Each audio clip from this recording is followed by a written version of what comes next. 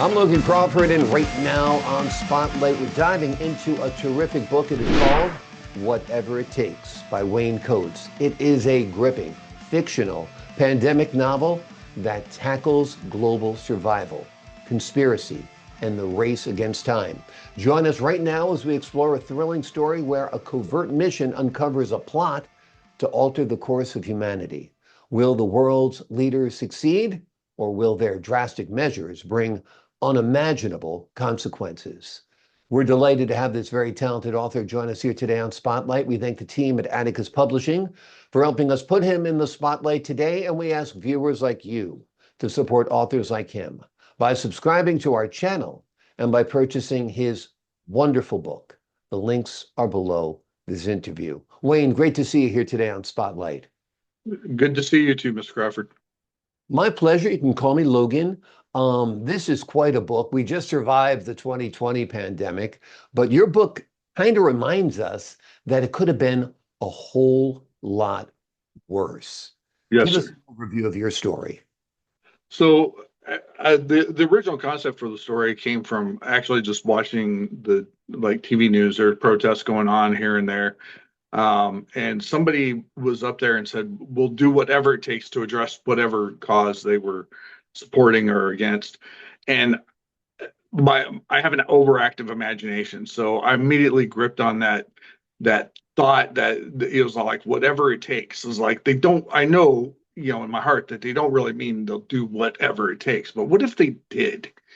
What if they truly believed that they would go do whatever in order to accomplish their goals or their objectives? And from that, my best friend for the past 40 years he'd always wanted to collaborate on a book, and so I pitched the idea to him. He liked it. His one exception was towards the end. I don't want to give away too much of the book, but together we sat down and wrote whatever it takes, and it actually came together very well, in my opinion. So Exactly. Talk to us a little bit. We know what COVID was. We know that it was coughs and people on respirators and, weird symptoms. What are the manifestations of the pandemic in your book? So the manifestations are the virus in this particular case attacks the frontal lobe, which is where all our cognitive processing takes place. Our ability to reason, our impulse control. And so the virus attacks that part of the brain, which causes a violent reaction. But the real culprit isn't so much the initial virus. The people who are trying to, in their minds, save the world by reducing the Earth's population. They don't. That isn't, they release a virus, and the virus causes that chain reactions. People are like, oh, we need a vaccine. The vaccine's the real culprit in the book, because everybody lines up. They don't want to turn into a ravaging monster, so they line up to take the vaccine, and with the vaccine they can control who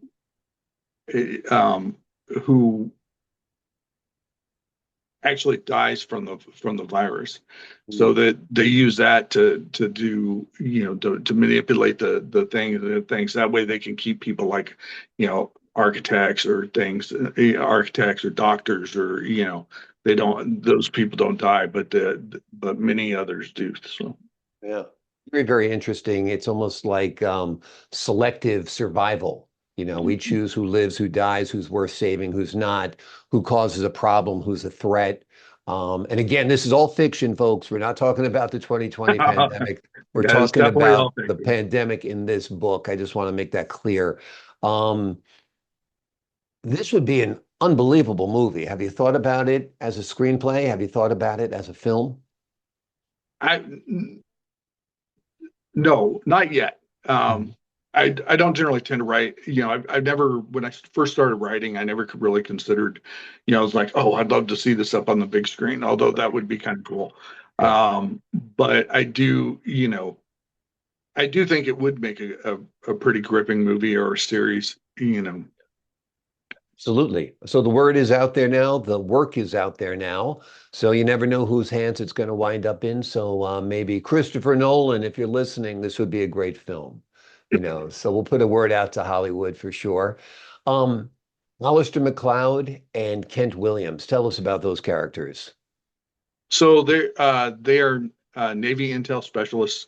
They enter the book in the first chapter after the prologue. They enter the book. They're conducting a routine surveillance operation in Afghanistan, Kabul, in order to track uh, a dirty contractor selling arms and munitions to America's enemies. But what they discover isn't the transaction of weapons that they expected. They see an exchange of what turns out to be vials, and it's the initial part of the virus. Mm. And they end up getting, as a result of what they saw, that they get shipped off to various locations that aren't necessarily favorable to a military career. So it would be the American equivalent to Siberia. So they get sent off, and then eventually they come back together under a new office that does strategic planning, runs basically war games on a computer. And so the computer draws from a variety of different databases, both open source and closed source databases within the social media and within the government. And the computer starts putting together a scenario where, based on current events that lead to the initial release of the virus. And so they're watching this and they're trying to figure out how to stop, this plan from happening, or how to stop this from occurring, and they go from there. So Yeah. Did you draw any inspiration from any real life or real world intelligence operations? not from any real life intelligence operations. There are some like events that take place during the course of the book that actually took place in real time here, or I guess what I would call the real world, took place in the real world. But all I did was take those events and give them kind of a sinister twist, in order to incorporate them into the storyline. But as far as like actual intel operations, no. You write this during COVID, or were you inspired by COVID? I was inspired in part by COVID. Mostly, though, I was inspired by this. My best friend of 40 years and I had always wanted to write a book, and one of the things he wanted was he rails against the idea of like the way people portray zombies, I guess.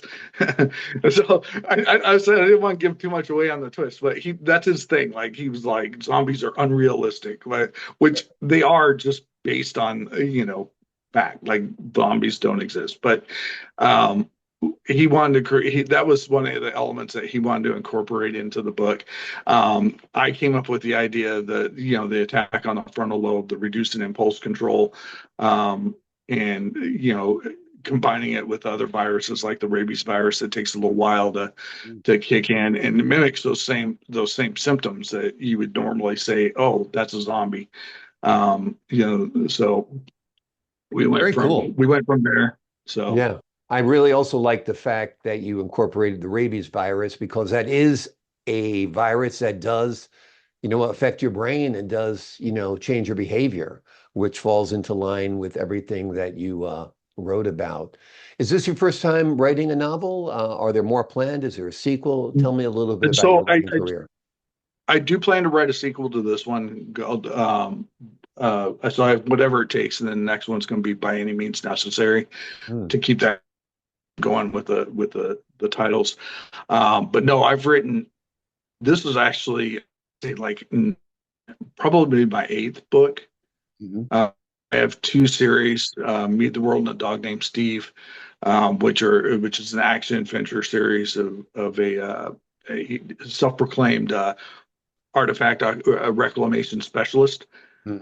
And then the Marcus Maddox novels, which are like more of a detective noir storyline. So, and I've written probably, I think, five in each of those two series, five additional books. Very So, cool. Noir is one of my favorite genres, so I'll have to look at those as well. And this book is just terrific. So we're excited about a sequel coming, and I love Whatever It Takes by Any Means Necessary. They sound like the titles of Harrison Ford films from the 1990s in a way, which is cool, because they really create an emotional response as soon as you hear it, because we're going to do this, whatever it takes. How? By any means necessary. So I think you're onto something with your series titles for sure. The name of the book we've been focusing on today is called Whatever It Takes. It is a gripping fictional pandemic novel that tackles global survival, conspiracy, and the race against time. It is a thrilling story where a covert mission uncovers a plot to alter the course of humanity. It's a great read. It is a real page turner. You won't want to put it down. And Wayne has done a wonderful job on this book, and another is coming, a sequel. And the sequel called By Any Means Necessary. yes, sir. By Okay, any just means want to make necessary. sure I didn't slaughter it there in my memory. Okay, excellent. Wayne, thank you so much for joining us here today on Spotlight. All right. Thank you, Logan. I appreciate the opportunity. I appreciate your time. I appreciate your insight. To the folks at home, I'm Logan Crawford, thanking you for your time this time. Until next time on Spotlight.